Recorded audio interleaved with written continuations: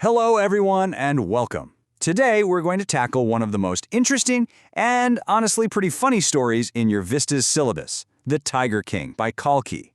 It's a fantastic tale about ego, a ridiculous prophecy, and a very, very ironic ending. So if you want to really get a handle on this chapter for your exams, you've come to the right place. So here's how we're going to break it down. We'll start with the absolutely bizarre prophecy that kicks everything off. Then we'll get into the most important tools you need for your answers, satire and irony. After that, we'll follow the king's crazy tiger hunt, see how these literary devices make the story work, and finally we'll get to his very unexpected end.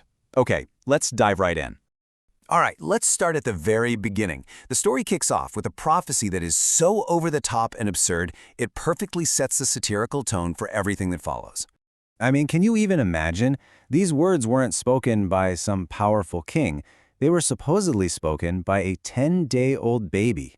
Let tigers beware. With that one impossible sentence, the infant prince basically challenged the astrologers who had just predicted his death. Well, that question right there, it tells you everything you need to know about the arrogance that defined this king his entire life. The chief astrologer, even though he was totally shocked, stuck to his prediction. He said the prince was born in the hour of the bull, and since the tiger is the bull's enemy, the prince's death would come from a tiger. And not just any tiger, the 100th one. Okay, now for the really important part, especially for your exams. To write excellent answers on this chapter, you absolutely have to get a grip on what satire and irony are. Think of these as your secret weapons. So, what is satire? It's basically using humor, exaggeration, and making things look ridiculous to criticize powerful people or society. And this whole story? It's one big satirical takedown of the Indian kings during the British Raj, who were more obsessed with their own egos than with actually ruling. First up is verbal irony. This is when you say one thing, but you really mean the complete opposite. A perfect example is when the narrator calls the king a man of indomitable courage. But is he really brave, or is his entire life's mission just driven by his fear of that prophecy? See, that's verbal irony. Then we have situational irony. This is when the exact opposite of what you expect to happen, happens. You have a king who spends his entire life hunting these massive, dangerous animals. You'd think his end would be in some epic battle, right? But nope, he's ultimately killed by a tiny splinter from a wooden toy.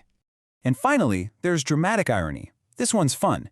It's when we, the readers, know something that the characters in the story don't. Throughout the book, we can see how silly and foolish the king is. But he's walking around completely clueless, thinking he's some great hero conquering destiny. That gap between what we know and what he thinks is what creates the irony. Okay, so now that we have our tools, let's see how the king's crazy plan actually unfolds. His single-minded mission to kill 100 tigers becomes the whole point of the story, and it's just a perfect example of his arrogance. Just look at this timeline. It shows his total obsession. The moment he turns 20 and becomes king, he starts hunting. In just 10 years, he kills 70 tigers and completely wipes out the tiger population in his own state.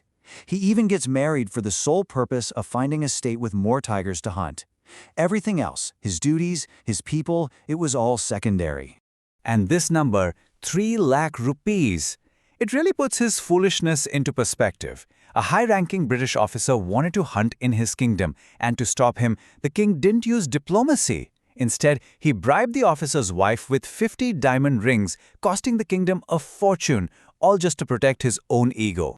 All right, let's connect the dots now. This is where we see exactly how all that irony we just discussed plays out in the story's biggest moments. This right here is a masterclass in dramatic irony. The king is celebrating, thinking, I did it, I've cheated death. But we, the readers, along with the hunters, know the truth. His bullet completely missed. The old tiger just fainted from the shock. His entire victory is a sham, which makes his pride seem so empty and ridiculous. And you have to realize, the king rules by fear, and that fear is what leads to his downfall. Why did the Diwan get a week-old tiger from a zoo? Why did the hunters lie? Why did the shopkeeper jack up the price of a cheap toy? Because they were all terrified of him. No one dared to tell him the truth, and that silence seals his fate. And that brings us to the grand finale, the moment the entire story has been building towards, where fate catches up with the king in the most unexpected and ironic way you can imagine. So remember the 3 lakh rupees for the diamond rings? Now look at this. The king pays 300 rupees for a toy that was probably worth only a couple of annas. Why? Because the shopkeeper was scared to quote a low price to a king, so he made one up. And the king's vanity was so huge, he just accepted it without a second thought. And this is it. This is the 100th tiger.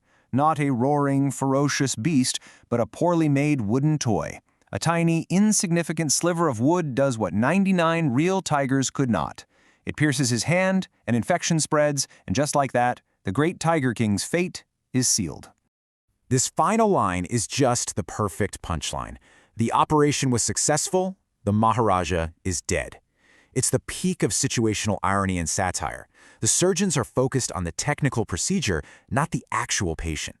Their success is a complete human failure, and it perfectly sums up the absurd, heartless world the king had built around himself.